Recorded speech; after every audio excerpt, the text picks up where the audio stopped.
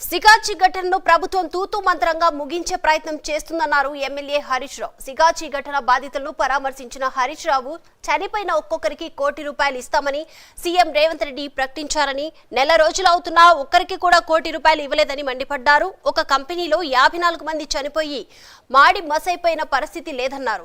54 మంది చనిపోతే ప్రభుత్వ బాధ్యతారహిత్యంగా ఉంటుందన్నారు. సైంటిస్ట్ ఫర్ పీపుల్ అనే ఆర్గనైజేషన్ హైకోర్టుకు వెళ్లి పోరాటం చేసే పరిస్థితి ఏర్పడిందని, ఇది పూర్తిగా ఈ ప్రభుత్వం వైఫల్యమన్నారు హరీష్ రావు.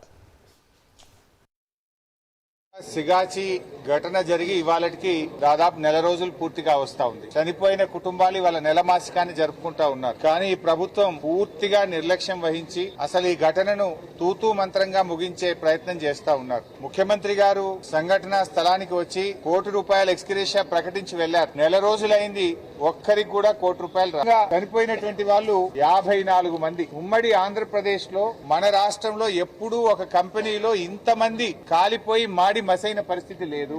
54 కుటుంబాలు చనిపోతే ప్రభుత్వ స్పందన అత్యంత దయనీయంగా ఉంది, బాధ్యతారహిత్యంగా ఉంది. తీవ్రంగా గాయపడ్డ కొన్ని కుటుంబాలు ఉన్నాయి. ఆ తీవ్రంగా గాయపడ్డ కుటుంబాలకు 10 లక్షలు మాత్రమే ముఖ్యమంత్రి ప్రకటించాడు. వాళ్లకు 50,000 ఇచ్చి చేతులు సైంటిస్ట్ ఫర్ పీపుల్ అనే ఆర్గనైజేషన్ ఈ రోజు హైకోర్టుకు వెళ్లి ఆ కుటుంబాలను ఆదుకోండి అని చెప్పి పోరాటం చేసే పరిస్థితి ఏర్పడ్డది. ఇది పూర్తిగా ఈ ప్రభుత్వం యొక్క వైఫల్యం.